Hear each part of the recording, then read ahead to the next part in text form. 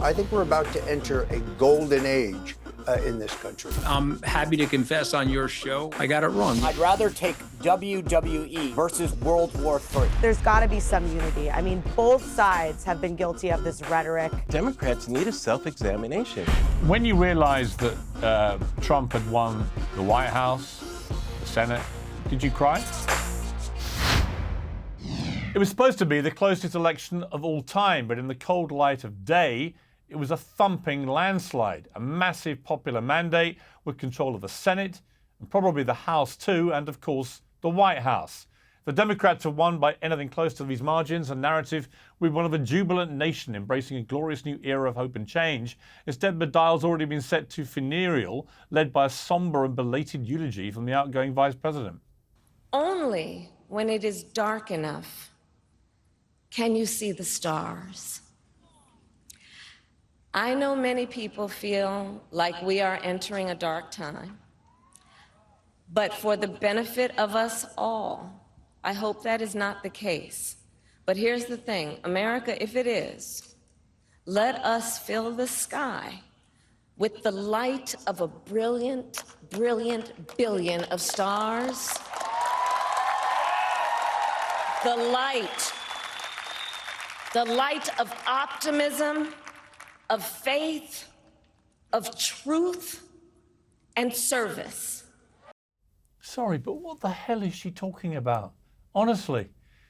There are 5 stages of grief. It's not unreasonable to say that Donald Trump got stuck on denial in 2020, but Harris campaigners and the legacy media are moving quickly into anger and depression.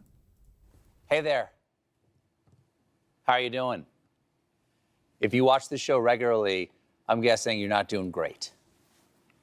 I don't think Donald Trump's a good person. I'd even go so far as to say he's a bad person. Now, in my defense, I'm only basing that on everything I've ever been taught about what makes someone good or bad. Why are you leaving the country?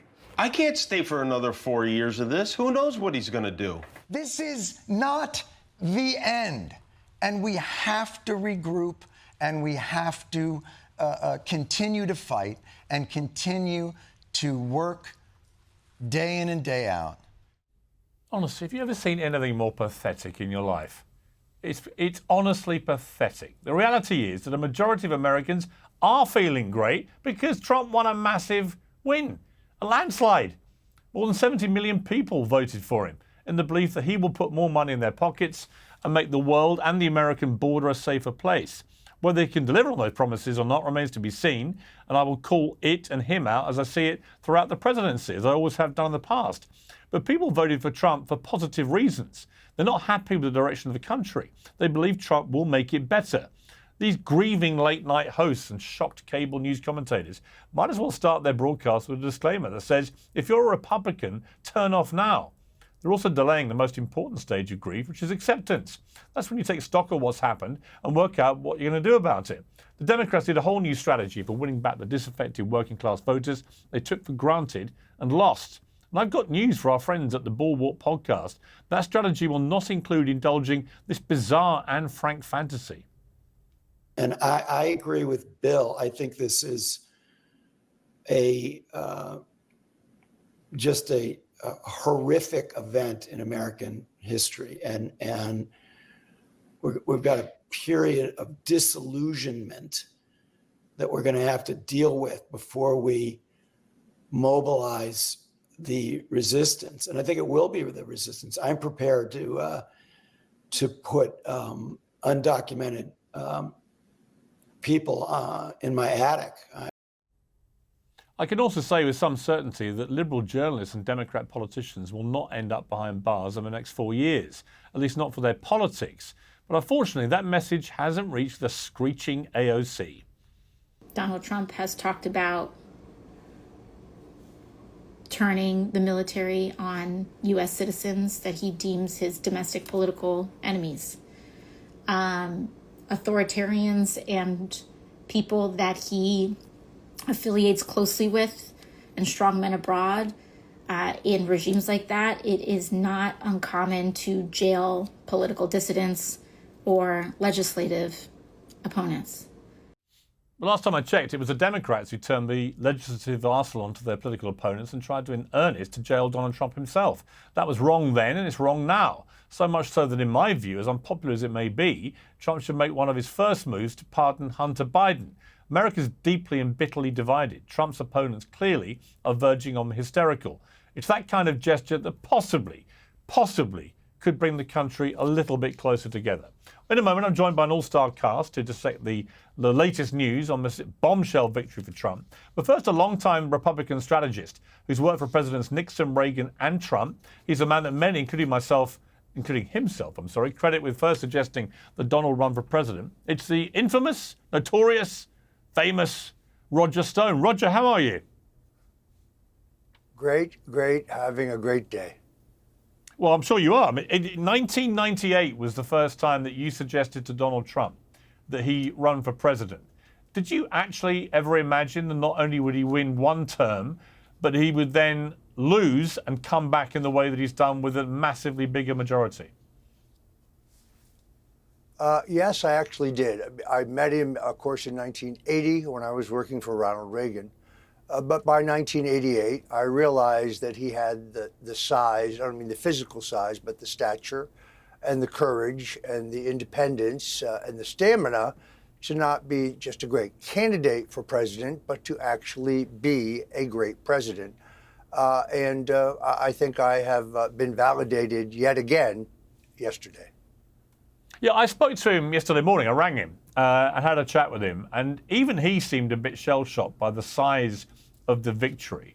I mean, to win the White House, to win the Senate, probably the House, to have potentially 2 more picks of the Supreme Court coming in the next 4 years. Almost all the state stuff was a landslide too.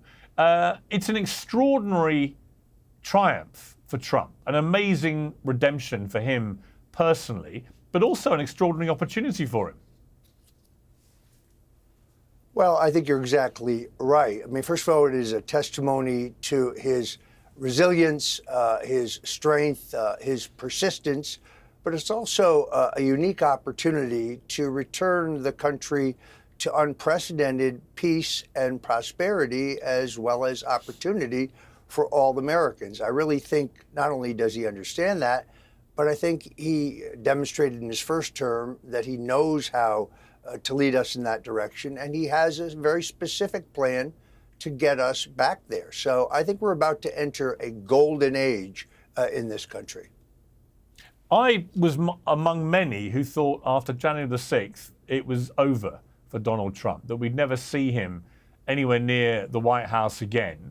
It's been a remarkable comeback. How do you think he's pulled this off in terms of him personally? What are the characteristics of Donald Trump that have enabled him to make one of the greatest comebacks anyone's ever seen? Look, I worked for Richard Nixon.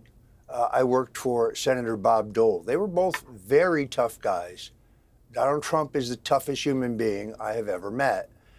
He is persistent when he has an idea. It's unshakable. He has a work ethic, which was demonstrated once again, as it was at the end of the 2016 campaign, that leaves younger men like me behind. In a very strange way, his enemies, in their efforts to destroy him, to bankrupt him, to send him to jail, they turbocharged his campaign. I felt at the time that he announced his candidacy for this election, a certain flatness among the electorate in terms of their response to it. Yet when they tried to destroy him, they literally turbocharged his campaign. It's hard to remember now, but many people said, oh, well, Ron DeSantis will easily become the Republican nominee. Trump is yesterday's news. He vanquished DeSantis, and quite easily. He stormed to the nomination in an unprecedented style. He got 3 times the margin of the previous big winner of the Iowa caucuses. That was my old boss, Senator Bob Dole. It was a relatively easy nomination, and the party is now completely remade in his image as the party of working Americans, the party of the middle class, They have underestimated his strength. The man is a lion. I thought there was some. Listen, I totally agree with you about that. And in fact, I wrote columns saying that I thought DeSantis was the future. But then I think the way the left weaponized the justice system so transparently against Trump, you could see his own poll ratings from that moment, as you put it, start to turbocharge. And they carried on. In fact, the more times he appeared in court, the better his approval rating got, to the extent that by the time we got to last week, his personal approval rating was the highest it had ever been as a politician, despite the fact that by then he was a convicted felon. So it's been an extraordinary thing to watch, and yet I felt the overreach by taking him through a criminal court over a ridiculous case involving Stormy Daniels from 20 years ago. I thought that was such an obvious abuse of power by the Democrats that actually it backfired completely. I agree with all of that. The problem, of course, is that they are unhinged by their hatred for him. And I think it has clouded their political judgment, which is why they overreached. The American people were able to see that he was being unfairly persecuted in an effort to interfere in the election and destroy his campaign to return to the White House. So yes, he was ultimately helped by his enemies because they tried so hard to destroy him. What kind of president will he be second time round, Roger? Because first 3 years of his presidency were going pretty well. People were offended by stuff that came out of his mouth, but in terms of what he did, he was a reasonably moderate, successful Republican president. Then he got hit by the COVID pandemic, which, as it did to every country in the world, threw everything up on its head. And then we had the fallout, obviously, him refusing to accept the election result, January 6th, and so on. I don't want to go back over that. But he's got a chance now to reset his legacy, and he knows he can't run again. So I suspect, knowing him, and you can tell me what you think, but I suspect, knowing him, he's going to really go for it this time. And he's going to try and really cement his legacy. What I'm not sure about is exactly how he sees that legacy. What do you think he'll be doing? First of all, I do think he's going to be magnanimous in victory. He was in 2016, but his enemies would never concede defeat. I think he has a unique opportunity in a number of areas to be remembered as one of our greatest presidents. He understands that low energy prices, drilling again for gas and oil, are the cornerstone to a vibrant economy. He also understands that a vibrant economy, as JFK said, a rising tide lifts all boats. He has a deep commitment to criminal justice reform. We saw that in the first term, in the First Step Act, in the Second Chance Act. I think he should do more in that area, and I think he will. He's very focused now on the fact that there's a huge lack of affordable housing in America. It doesn't matter whether you're a buyer or a renter. It's impossible to buy, and it's too expensive to rent. He's a builder. He's going to fix that problem. I think he understands that he has a unique opportunity to not only restore the country to its former greatness, but now to go down in the history books with FDR, with Theodore Roosevelt, with some of our Abraham Lincoln, some of our greatest presidents. He is absolutely the right man at the right time for this job. It is quite staggering that somebody who has been branded the most racist candidate in history, a neo-Nazi, a fascist, blah, blah, blah, blah, blah, ended up with this surging support from black voters and particularly from Latino voters when he was up against a female black candidate. What do you think that says about America? Was it just that American voters saw through all the Nazi nonsense? First of all, it was nonsense. And our mistake, perhaps, as political analysts, is to not realize that black people and Hispanics and really all people, they all want the same thing. They want economic opportunity and security. They want safe and secure neighborhoods. They want low gas prices. They want low food prices.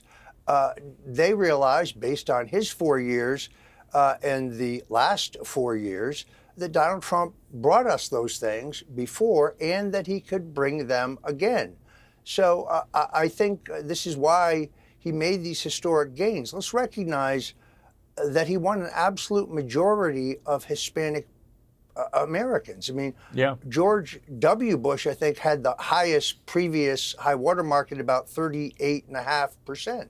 So people voted for their future, and they trust him with their future far more than they trusted Kamala Harris.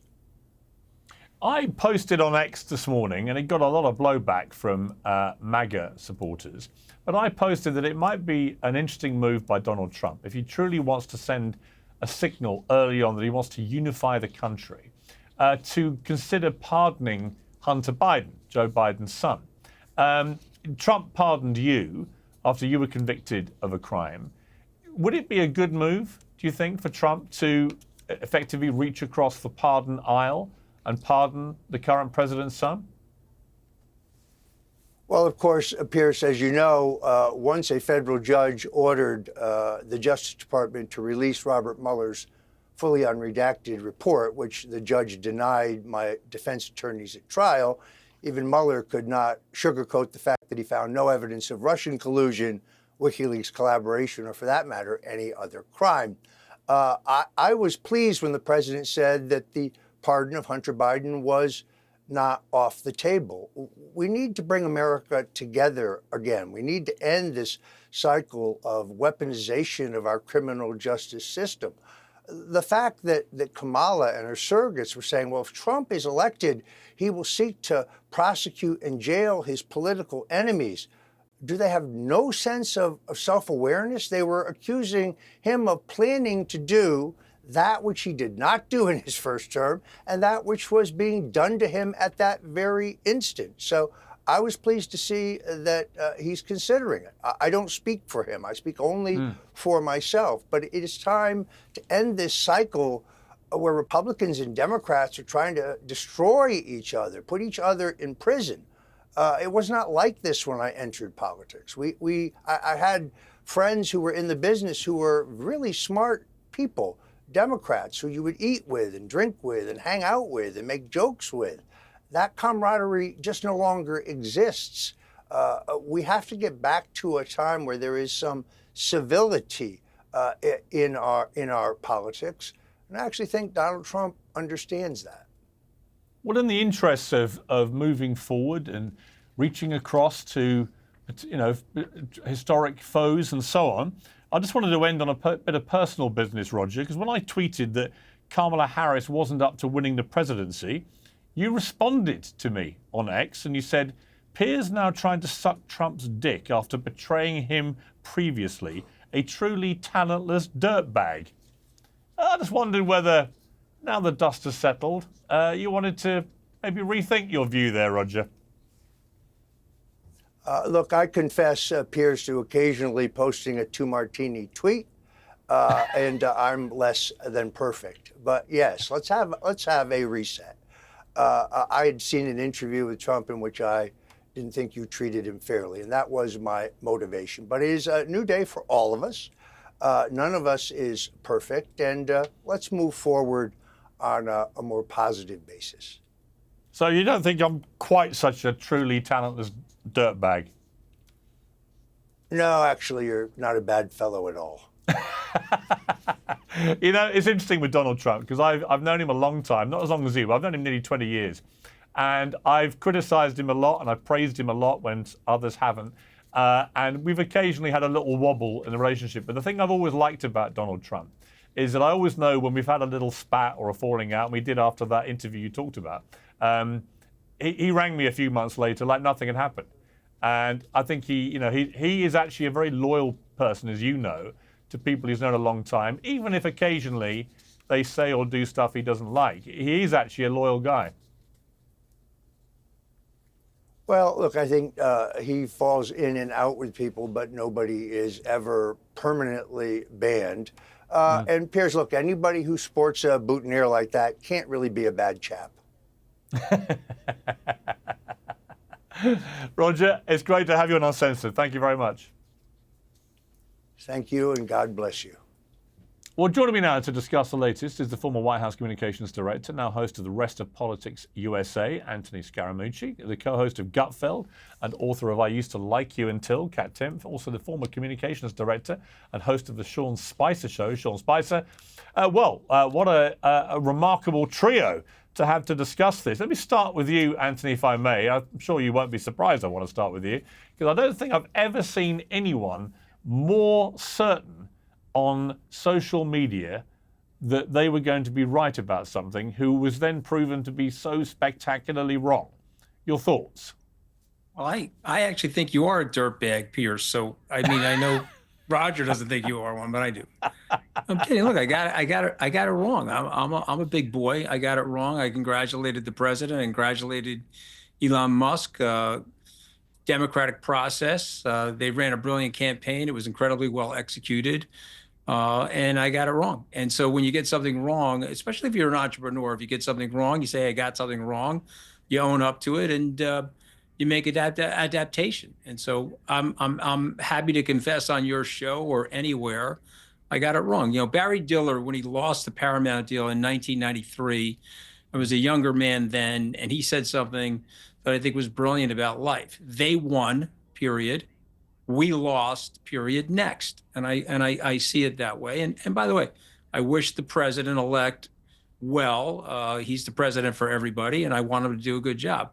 I would love to have him dial down some of the rhetoric against his fellow Americans. I don't think that's going to help him unify the country, and I hope he considers doing that. On the rhetoric, though, you see, I think one of the biggest problems for the Democrats was that they kept talking about how offended they were by Trump's rhetoric, while simultaneously constantly calling him a Nazi, a fascist, and this and that, using the most extreme rhetoric imaginable, comparing him to a man who murdered 12 million people. And I kept saying, why are you doing this to my liberal friends? Do you not understand that most average Americans do not think Trump is Adolf Hitler? And nowhere near Adolf Hitler. And it's incredibly offensive, actually, to keep using that analogy. So when it comes to the rhetoric, do you accept, Anthony, that on your side, the rhetoric was also pretty awful? Well, no, I've said that on my podcast. In fact, my co-host, Katty Kay, who's a fellow Brit, when someone's bringing up the word Hitler, she always says that that's just too glib, or to use an American expression, it's jumped over the shark. I don't see the president as Adolf Hitler, but I do see the president as somebody that hits hard with the language. You know, when you're, listen, we can debate it again if you want to, but when you're saying that non-white immigrants of the country, and whether they're legal or illegal or eating dogs and cats, I think that's a rough thing to do. That's dehumanizing. And I don't want him to do that. I don't want any leader, frankly, to do that. We have to figure out a way to cohabitate in this country. We have to figure out a way to respect each other's cultures and each other's ways of living.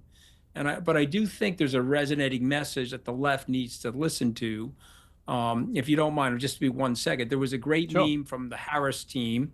There was a man standing at the voting booth, and there's a young little girl, and the young little girl said, "Daddy, who are you voting for?" And he said, "I'm voting for you." But that's not actually what happened, Piers. What happened was there was a woman standing at that voting booth, and there was a young son. And the young son asked the mom, "Who are you voting for?" And she turned to him and said, "I'm voting for you." You see, and I think people on the left need to understand this woke culture, this demonizing every word that's spoken that they think is inappropriate, this cancel culture, if you will. I think the American people are tired of, and I think Donald Trump represents those people. And I think that's one of the reasons why he got 46% of the vote. So listen, the race is over. He won. Congratulations to him and his team. But if the left wants to get competitive with people like Donald Trump, they better understand what they're doing from a cultural perspective.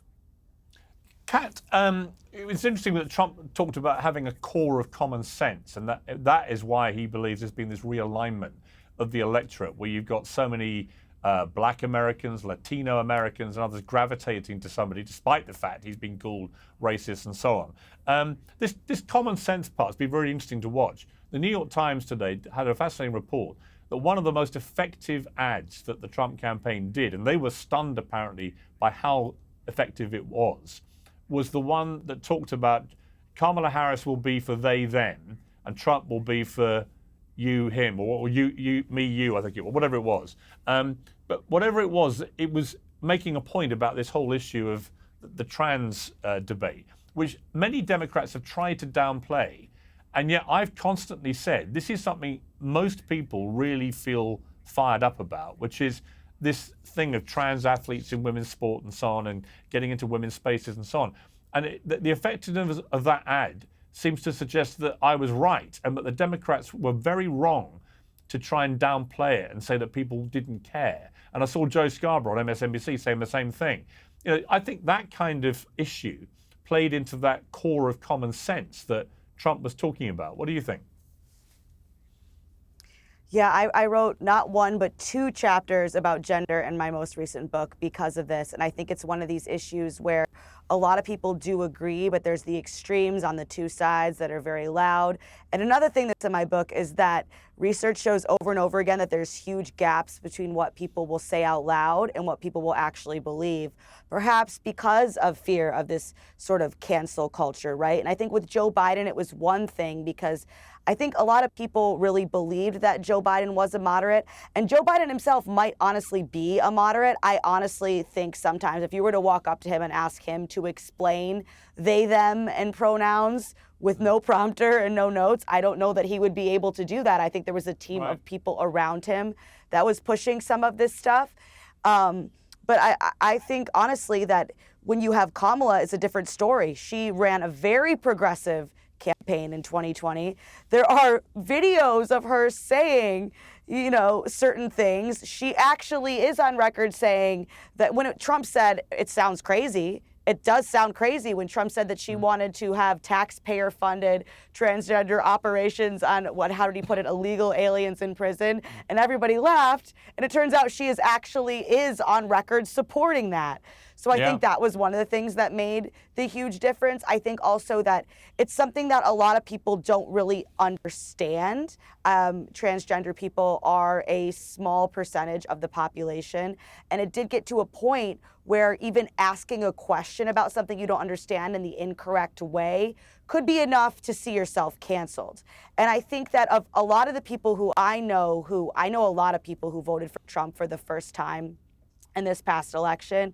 I'm a third party voter. I still stuck with that. But a lot of the people who voted for him this time were men. And they said, listen, I voted for Trump. Please don't tell my wife. And it was this idea of if you are constantly being told how bad you are, and you are constantly being told that no solutions. If you want to be progressive, there has to be some sort of path to progress. There has to be some sort of redemption possible. You have to be able to learn and grow and be a better person. But that's not what people saw Democrats becoming. It was, okay, you said this, did this, you're done. And I think that that's one of the issues where we saw this, but that's not the only issue where we saw this. And I think that overall, people kind of saw their vote as a way to kind of stick it to that, because you reach a point where you're like, okay, if I'm just bad, well, what do you want me to do? You want me to kill myself? What do I do? Yeah. There was no path to redemption there. There's no path to progress there. And if you can't win, why try? And I think that was what the vote was for a lot of people. Yeah, you know, I always found it ironic that the left would constantly say Trump's a fascist, whilst themselves behaving very like fascists.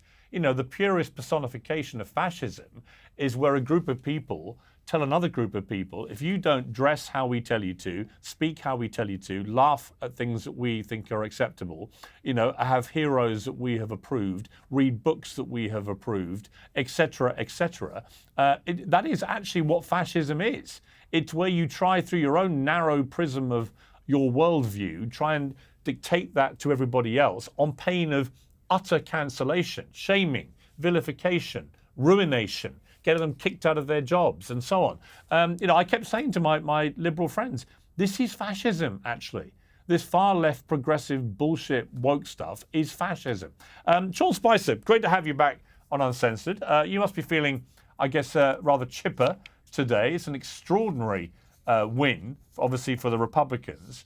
What do you put it down to? How has Trump managed to pull off the greatest comeback in American political history?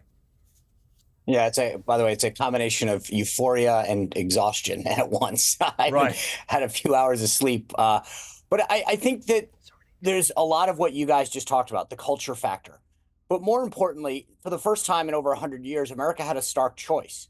You could look at the 4 years of Donald Trump or the 4 years of Kamala Harris and Joe Biden.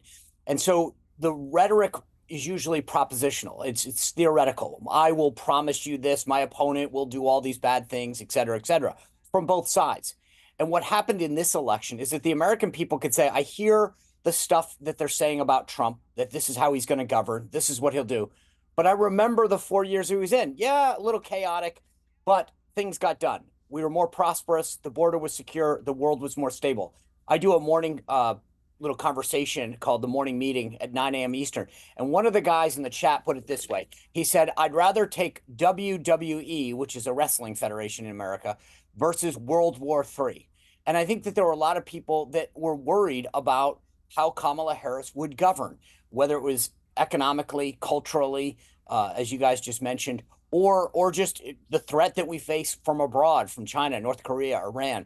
And she didn't instill a sense of stability, of understanding the issues. People were willing to give her a chance when they pushed Joe Biden out. But at the end of the day, the attacks didn't hold water when it came to Donald Trump, because people had seen what he had done for 4 years. And they knew the difference between the 4 years of Donald Trump on a range of issues versus what the world and the country have become under Joe Biden and Kamala Harris. And voters don't get that choice very often.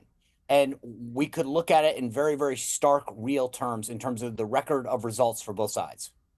Yeah, and there's no doubt that's what most Americans did, and they voted accordingly, hence this landslide. Piers, can I one point off your fascism? It was also the attacks on democracy, right? That democracy was under attack, didn't hold water. We just conducted the fundamental principle of democracy, which is going out and voting. But the other side was the side, when it comes to democracy, that tried to kick Donald Trump off the ballot, that tried to kick RFK off the ballot, that tried to kick Jill Stein, the Green Party candidate, off the ballot. So when it came to democracy being under attack, it was actually the other side that was actually doing things to undermine the democracy.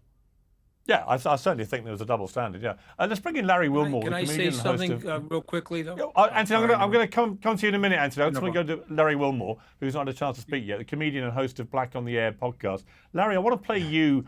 It's a mashup of the late night hosts crying and weeping over Trump's victory. Let's take a look. Hey there. How are you doing?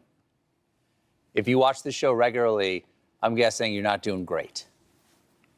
I don't think Donald Trump's a good person. I'd even go so far as to say he's a bad person. Now, in my defense, I'm only basing that on everything I've ever been taught about what makes someone good or bad. Why are you leaving the country? I can't stay for another 4 years of this. Who knows what he's going to do? This is not the end.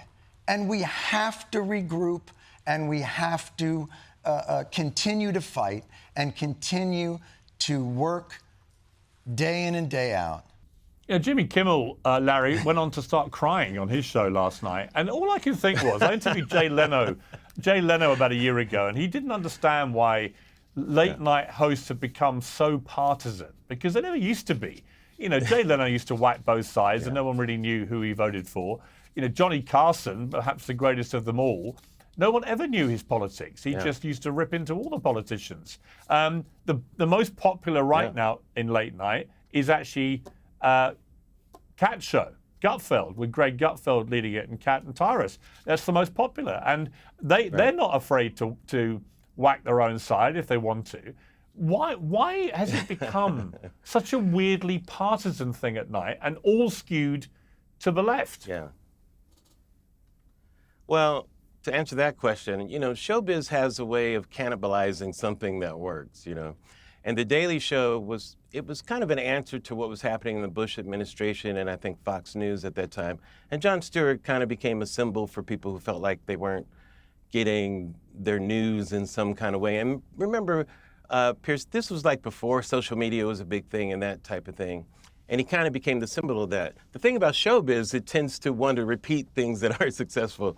And I think it just became kind of a movement, it seems like. I don't disagree with Jay at all. In fact, one of my favorite comedians of all time is Johnny Carson for that reason. Yeah. It really is funny when I look at the host and everything, because I have such a complete different reaction to this. I'm actually optimistic, Piers, to be honest with you.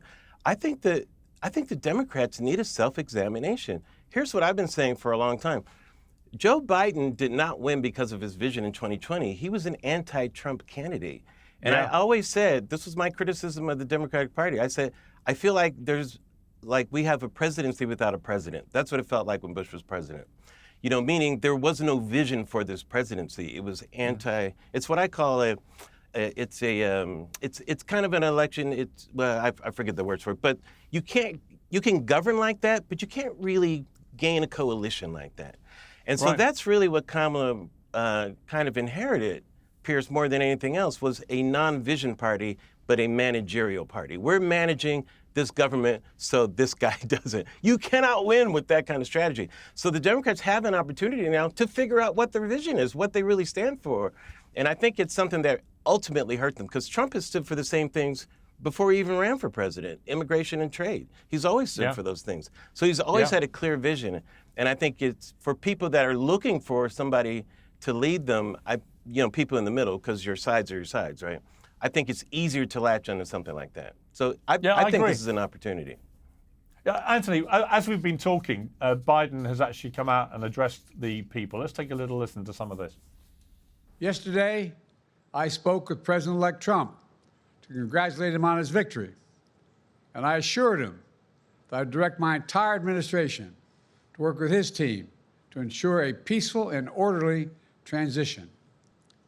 Yesterday, I also spoke with Vice President Harris. She's been a partner and a public servant. She has a backbone like a ramrod. She has great character, true character. She gave her whole heart and effort, and she and her entire team should be proud of the campaign they ran. My thoughts about Biden and Kamala, Anthony, are that Biden clearly, in the last 2 years, was on a pretty rapid descent in terms of senility or dementia, whatever it was. I kept writing about it. Other people did. We would be mocked and ridiculed every time we said this. But it was obvious to me, and doctors were telling me it's pretty obvious. There's something that's going on here which is taking him downhill quite quickly. The Democrats knew that, but they didn't do anything about it until summer. And then they stick the metaphorical knife in his back and get rid of him in a coup. But rather than have what I think would have been a sensible move, which is to have an open convention where people all throw their hat in the ring and they all duke it out, and the most effective operator goes forward to take on Trump, who's a very formidable opponent, they just coronated Kamala Harris, who had been a pretty unpopular attempted nominee the first time, who'd been a pretty unpopular vice president, and who, when it came to it, wasn't able to differentiate herself from Biden at all. In fact, she said, I wouldn't change anything that's happened. And from that moment on, I thought she was kind of dead in the water. I also thought she was sort of uniquely unsubstantial. Whatever you think of Trump, everybody knows where he stands on all these big issues. He rams them home with a marketing hammer all the time. I wouldn't know what Kamala Harris really thinks about almost anything. And I felt that she was a very uninspiring candidate for that reason. But also the combination of Biden going on too long when he was clearly unfit for office, and then Kamala Harris being parachuted in. Do you think it was just tactically a complete shambles by the Democrats? Should they have just done something about this earlier? Well, I'm going to try to tie the thread into what both Sean and Larry were saying. Joe Biden said he was running for 4 years. He recognized his age back then, and he said he was going to rebuild the Democratic Party and then find somebody to replace him. And then, quite Shakespearean, he got the bug of power and didn't want to leave. And as Sean can tell you, the president's very powerful. And so he sort of flexed against the Democratic Party that wanted him out. Nancy Pelosi needed to make that call in September of 2023, not in July of 2024. And so you had that problem. And I just want to bring up something that Sean said that you have to think about here. In the exit polling, number 2 was the threat to the democracy. But then when they asked the secondary question, the Democrats were the threat to democracy. They were saying that Trump was, but the Democrats were the threat to democracy. And then when people were asked why, it was because of the coronation issue that you're talking about, Piers. And let me say this, okay? And people should know this. In 2016, they also had a coronation on the side of the Democrats. Joe Biden wanted to run for president. He got stuffed by Barack Obama. You may remember that 40-plus minute long Rose Garden speech. But he probably could have primaried Hillary Clinton and beaten her. And then it would have been a contest between Trump and Biden at much younger ages. So I think Democrats have a real problem. I think they've got to look in the mirror at the hypocrisy of what they're saying to people, and frankly, the way it resonated in the exit polling. Yeah, I completely agree.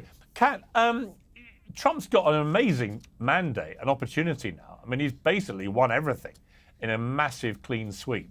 And that gives him awesome powers, but also awesome responsibility. When he stands up at the inauguration, what do you want him to say? Yeah, I'm someone who's continually cynical about politics, and I am not someone who ever has really been excited about a candidate, I don't think, in my entire life. But I think one of the biggest things that one of the things we struggle with right now, I think, is there's got to be some unity. I mean, both sides have been guilty of this rhetoric of if we don't win, the whole country is over forever. And, you know, I don't believe that regardless, if Kamala would have won, Trump winning, I don't think either one means that there's not going to be an election ever again. We had people on both sides saying that. And I know that one of the things that people like about Trump is that he is, to me, objectively funny. And he's entertaining. And he does like to get these zingers in and that kind of stuff. But if he could strike the tone that he struck for the first part of the speech that he gave at the RNC, which was, again, very different from the second part of the speech that he gave at the RNC, I think that would go a really long way. Of course, there's people who are afraid right now. There's people who are there's people who are genuinely afraid, and then there's people who make money off of division, who are kind of stoking the division. But I really think that anything he could do in terms of that would be really healing, I think, for at least some people in the country. I think it's going to take time. I'm really excited for Christmas to get here. Maybe by then we'll be able to talk to each other. But that would be what I would like. That's a very good first step. In terms of policy, I'm someone who sees, for example, I noticed how tariffs are a tax on the consumer. I'm not really super excited about that. But there's plenty of things about Kamala I wasn't excited about. At the very least, I'd like to take a step towards us being able to talk to each other as human beings and not just have politics be the main determining factor. Would it be a good idea in that spirit for Trump to pardon Hunter Biden? I suggested this on X this morning and all hell broke loose with MAGA coming for me, saying this was disgusting and outrageous. But that's the whole point, is that if Trump was able to find it in himself, notwithstanding the fury he must have felt all year at the attempt to incarcerate him, if he was able to find it in himself to pardon Hunter Biden, just by doing that, I think it would go a long way to making the left just calm down a bit. Do you think that? I wholeheartedly agree with that. I wholeheartedly think that'd be a wonderful idea. Yeah. Sean Spicer, we thought it would be quite fun given we got you and the mooch. Well, Larry, I'll come to you in a second on that. While we got Sean and the mooch, two former Trump directors of communications, of course, from the famous podium, we've done a little mashup of your first days in your jobs. Let's take a look. Some members of the media were engaged in deliberately false reporting. White House is on track, and we're actually, I think, doing a really good job. A reporter falsely tweeted out that the bust of Martin Luther King Jr. had been removed from the Oval Office. If the president says it, okay, let me do more research on it. My guess is that there's probably some level of truth to that. I think photographs of the inaugural proceedings were intentionally framed in a way, in one particular tweet, to minimize the enormous support that had gathered on the National Mall. I don't think I'd be standing here if I didn't have a good relationship with the president. I love the president, and I think a lot of you guys know in the media I've been very, very loyal to him. Now, Sean, other than the fact you've both weathered quite well, I think, you both look arguably like younger than you did then under the strain of the office. It's not an easy gig standing at that podium in that press room trying to explain what Donald Trump says, because sometimes I get the feeling even Donald Trump doesn't know what he said or why he said it. How hard is that job? And who's the best type of person for it? So one, thanks for the trip down memory lane. I appreciate that. Now I understand Anthony's comment at the beginning. It makes a lot more sense in context now. I'm just kidding, of course, but I get it a lot more why he started the interview and the comment he made. Look, it is a tough job. I came into it, I think, with a sense of a traditional nature of trying to. And what I think he needs to do is make sure, or frankly, the opposite, what the person who takes this job needs to do is understand that Donald Trump speaks for himself. And that if you're going to go out there and make policy pronunciations or directives or personnel announcements, you better be darn sure that you have the best and latest information when you go make that comment. It's one of my lessons learned from working with him. I just assumed too much at times that where I thought he was on a position, instead of continuing to confirm what he thought, or because I relied on sometimes staff and others. But anyway, I think the person that takes these high-profile jobs in this coming administration better be certain when they speak on his behalf that they know exactly what he thinks. And just on that point, Anthony, I'm going to come to you, Larry, in one sec. But Anthony, just on that point, unlike Sean, who stayed loyal to Trump, you turned on him pretty savagely. Why? The guy, hold on a second. The guy went after my wife on Twitter. Okay, I gave the guy $1 million for his campaign. I gave him hundreds of hours of media advocacy. I said one thing he didn't like. It's okay to go after me, but my wife never did anything to the guy. He went after my wife. So maybe if he goes after your wife, Piers, you'll be cool with it, and maybe Ted Cruz is cool with it. I'm not cool with it. Okay, and period. The end. So when you say why. You don't do that to a guy like me. I grew up in a blue-collar family in an Italian-American neighborhood. I got to go to Rayo's tonight, okay? I could never look at my Italian friends the right way if I accepted that from Donald Trump. These people still work for us. We're still in a democracy. Maybe you'll invite me back, and I'll be in an undisclosed location if we're not in a democracy anymore.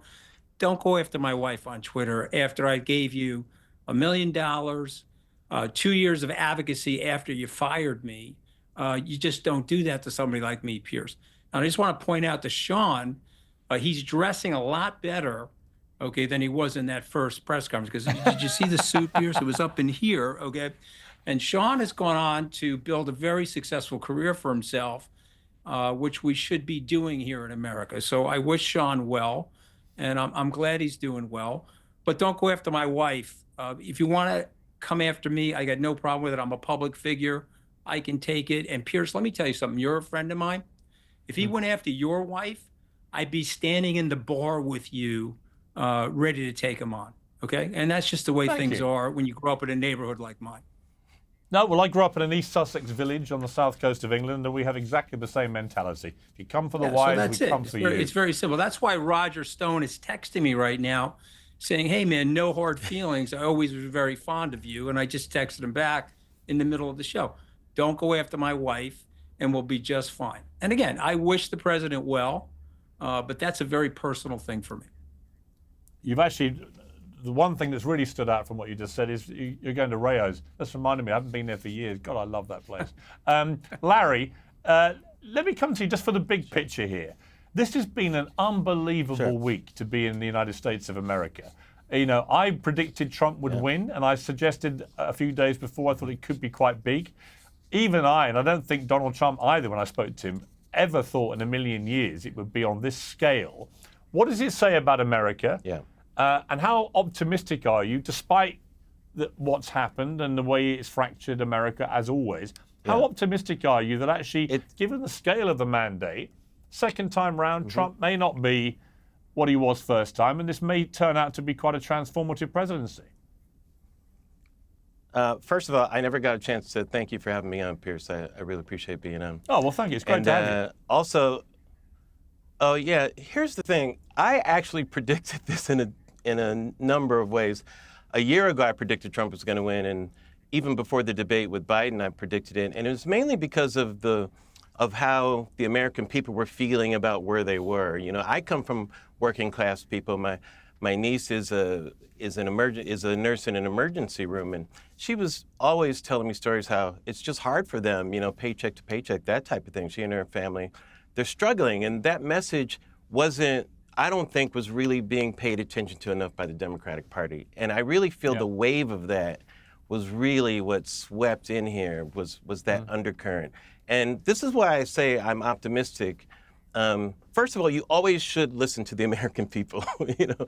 And I think the Democrats, because they're so out of power, finally have a chance to listen and make some changes. Piers, I grew up playing sports, right? If we just lost a football game, blaming it on the refs, that is not a good examination of how we played the game, you know. So I'm very optimistic. I always root for America first. You know, I'm never gonna. I agree with Kat completely. I distrust most politicians, and I'm never gonna allow a politician to be in charge of my happiness. That's not gonna happen, you know. But I think we have an opportunity. There's an opportunity to listen to the American people, and there's an opportunity for the Democrats to kind of figure out what's going on. Because, Piers, during election years, I don't mind all the hypocrisy and the fighting and all that, because that's kind of what we do in campaigns, right? You know, he said this, she said that, who cares, right? But once we get past it, Piers, what are we going to do? Are we going to govern properly? Are we going to govern the American people from a place of unity? To me, that's more important than anything else. Yeah, and the one thing I do think we've learned from this election, and it was a lesson that should have been learned from the Hillary Clinton debacle, is that when the Democrats think they're being clever, rolling out all these pop stars and movie stars, from Taylor Swift to Oprah to George Clooney, Julia Roberts, they all queue up to pledge their allegiance to the Democrat candidate. Actually, the American people don't give a stuff what these celebrities have to say. They were far more interested, actually, it turned out, by what podcasters like Joe Rogan was saying with Trump, where Trump had 3 hours, and you can't hide over 3 hours. And actually, in that 3 hours, Trump revealed himself to be a much more complex, nuanced, charming at parts character than perhaps his enemies ever give him credit for. And then he got the power of someone like Elon Musk, who's not a celebrity. He's a kind of weird genius who is changing the world in so many radical ways, and used to be a Democrat, but just got fed up with all the woke nonsense and gravitated to somebody he thought would end it. And there again is a lesson for Democrats, I think. Forget the celebrities and try and work out why people of the magnitude of Elon Musk have ditched you, and try and bring your party back to a more electable place. Got to leave it there. Thank you to my brilliant panel. Really appreciate it all. Thank you very much indeed. Since Trump's stunning victory, there's understandably been rivers of tears shed by some of our regular Uncensored contributors, and we feel it's important to check in on them just to check they're okay. Here's how my final guest today reacted in real time as the results came in. They're still outstanding. Are they not counting them here? What's going on, Vadim? You should know this. Why isn't Philadelphia counting votes? I want to know what is going on. What the hell is going on right now? Well, by popular demand, Destiny rejoins me now. Destiny, I can't imagine this could have gone any worse for you, could it? There are ways it could have gone worse. I think the writing was probably on the wall. Obviously, I had to do a stream for. I can think of a number of ways it could have gone worse. We could have lost every single state. Could have been the Reagan landslide that everybody wanted it to be. But I think the writing was probably on the wall when the Florida vote started rolling in, and you saw that Miami had flipped red. But listen, we got to do a show, you know, as well as I do. You got to keep it entertaining for 12 hours. So we were engaging in some high-level Bernie math into the deep hours of the night, trying to see if there was a way for Harris to win. And it was a fun time. I mean, look, it's been an absolute debacle for the Democrats. Why do you think it's been such a crushing defeat? Honestly, I think that I understand that we have to keep our jobs and we have to make sure that our jobs are important by telling people how important they are. But I think the real answer, because all the analysis was done earlier by all these panelists, especially Roger Stone, who's an American trader, was absolutely ludicrous. I think the actual answer is Americans just kind of vote based on the economic vibes they feel. I think that when Biden won in 2020, it was because COVID. Everybody felt horrible. The economy was like everything was crazy. Not just the economy, everything was crazy. So people voted for Biden. I think that when Biden came in, I think we had a lot of inflation early on. People still feel the cumulative effects. So then they vote Trump. think it's probably as simple as that. You can try to like reach to all of these other things, but like basically every other point brought up earlier, which is factually completely and totally ridiculous and incorrect. The idea of like weaponizing the DOJ and then bringing up New York State. The fact that Donald Trump has done every single thing that you guys earlier were accusing the Biden admin of doing, except like 20 times worse. I don't think at the end of the day, Americans don't care about that. If you talk to an average person, they're not going to tell you about the Department of Justice is weaponizing, blah, blah. They're just going to say like, man, shit's expensive right now. Fuck. And that's about it, I think.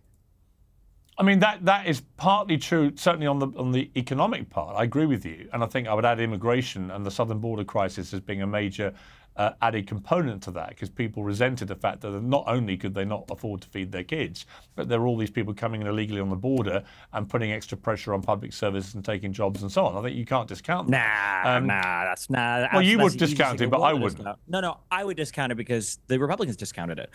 If the border was a huge issue, then the border bill wouldn't have been shut down. They would have negotiated harder on it. But they didn't. They shut it down because they knew it wasn't a real issue. People care about things like the border and immigration because Republicans told them to care about things like the border and immigration. The reality is unemployment is incredibly low.